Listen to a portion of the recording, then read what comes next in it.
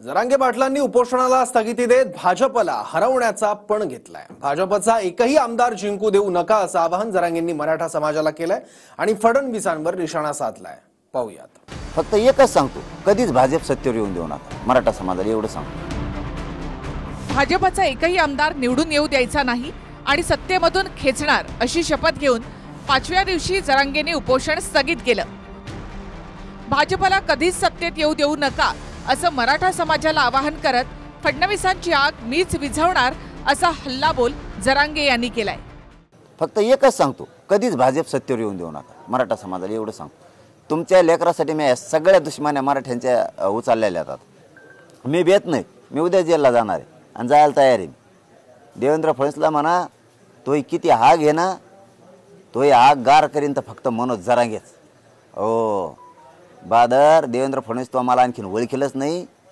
तो आग फक्त मीच इजू शकतो, गार करू शकतो। मागच्याही वेळी उपोषणाच्या शेवटी ते माझ्या आईवर बोलले होते, मग नंतर त्यांनी माफी पण मागितली आणि सांगितलं की जरा उपोषणाने माझ्या डोक्यावर परिणाम झाला होता किंवा मला त्रास झाला होता, त्यामुळे मी रागारागात बोललो। आपण असं समजूया की आता उपोषणामुळे पुन्हा त्यांचा संताप झाला आणि ते या संदर्भात बोलले। सगळे सोयऱ्यांच्या अध्यादेशानंतर आता जरांगेंचं मिशन फिक्स झालं आहे। सत्ताधाऱ्यांची खुर्ची ओढणं आणि आमदार पाडणं। मात्र पाडण्याची भाषा केल्यामुळे आता भाजपचे नेतेही संतापले। मग ज्या सत्तेत जीव आहे, खुर्चीत जीव आहे सरकारचा, त्याच्यासाठी आपण तयारी लागलं पाहिजे खुर्ची वाढण्यासाठी। आणि दुसरं की इथं पडून राहण्यात काहीच मजा नाही। आपण तयारी तरी करून घेऊ। मग सभा आहेत, कार्यक्रम आहेत, मतदारसंघ निवडणं आहे, कोणाला आणायचं आहे, कोणाला पाडायचं आहे, कोण कोण मराठ्यांच्या विरोधात आमदार बोलत आहेत, कोण कोण खासदार बोलत आहेत, कोणचा मंत्री बोलतोय, त्यांचाही बंदोबस्त लावणं गरजेचं आहे। म्हणून मग इथं पडून न राहता 1-2 दिवस उपचार घेऊन, 2-4 दिवस काय डॉक्टर म्हणतील ते उपचार घेऊन दुपारून मी हे 12 वाजायच्या आधी आमरण उपोषण मी स्थगित करणार आहे। तू काही टीका घेतलाय का? कोण निवडून यायचं आणि कोणाला पाडायचं त्याचं एवढी हिंमत आहे तर राजकारणात ये, लढव निवडणूक कर उभे 288। छत्रपती शिवाजी महाराजांच्या पुतळ्याखाली बसून मी ह्याला पाडणार त्याला पाडणार, तू काही ठेका घेतलायस काय? माझं म्हणणं एकच आहे, जरांगे पाटलांनी त्यांचं आंदोलन सोडून इतर गोष्टीत लक्ष देऊ नये। भारतीय जनता पार्टी, देवेंद्र फडणवीस या विषयामध्ये त्यांचा जो कल आहे तो सुपारी घेऊन सुपारी फोडण्याचा कल दिसतोय। 2013 मध्ये नाट्य निर्मात्याची फसवणूक केल्याच्या प्रकरणात जरांगे पाटलांच्या विरोधात अजामीनपात्र अटक वॉरंट जारी झाले। मात्र यामागे गृहमंत्री फडणवीसांचा हात असून जेलमध्ये टाकून गोळ्या घालण्याचा डाव असल्याचा आरोप जरांगे यांनी केला। तर कोर्टाची प्रक्रिया असं म्हणत फडणवीसांनी आरोप फेटाळले। काही कारण नसताना, माझी काही चूक नसताना सगळ्यांनी तो FIR वाचा।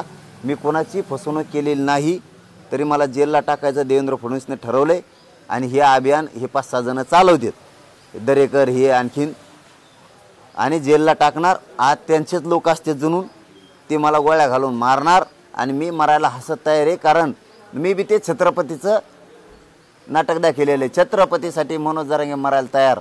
आता मनोज जरांगेंची जी केस आहे ही 2013ची केस आहे।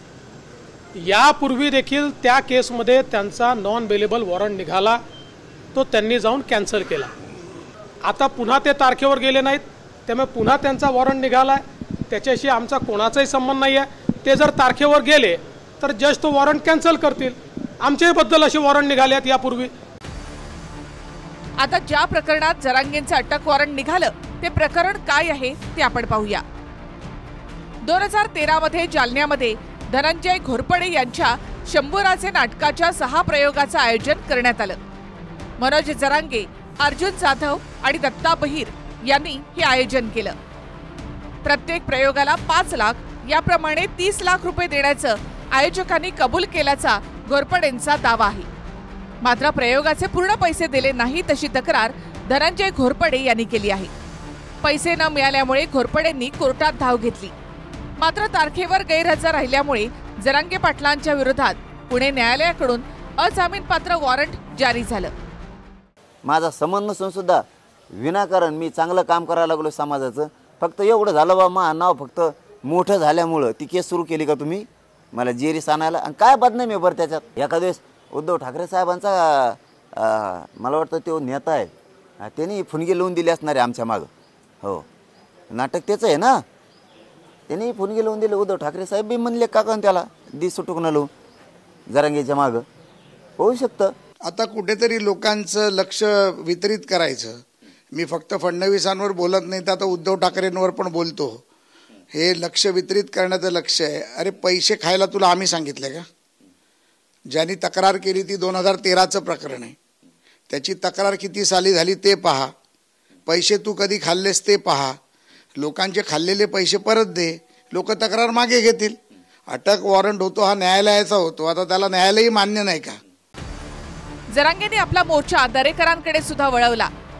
फडणवीसांसह दरेकरांना सुद्धा वटणीवर आणतो असा इशारा जरांगे यांनी दिला.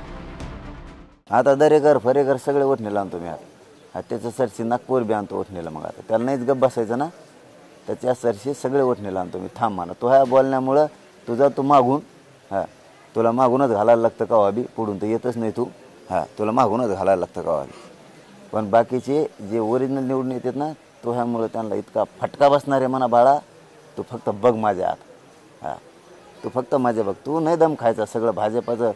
तू म्हणजे हे 2-3 जण कीड लागलेली फडणवीस साहेब, हे 2-3 जण भाजपला लागलेली किडी, हे जे 5-7 जण आहेत ना, ही किडी आहे भाजपला लागले. त्यांना जाहीर आव्हान देतोय.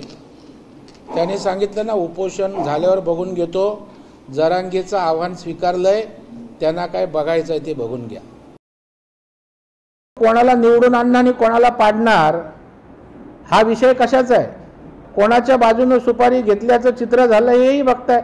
आणि त्याच्यामुळं मला वाटतं आता मराठा समाजाला असली रूप समजलेलं आहे.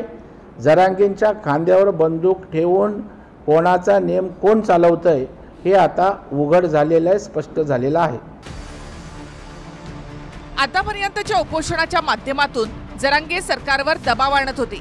मात्र आता निवडणुकीच्या रिंगणात उतरण्याची तयारी जरांगे यांनी केली.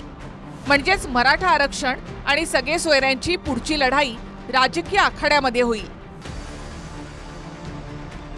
आंतरवाली सराटीमधून संजय सरोदेसह bureau report TV9 Marathi, Mumbai.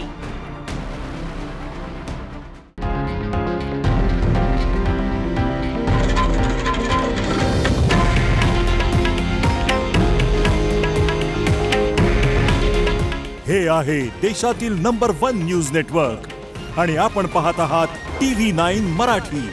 काळजी तुमची, हित महाराष्ट्राचं.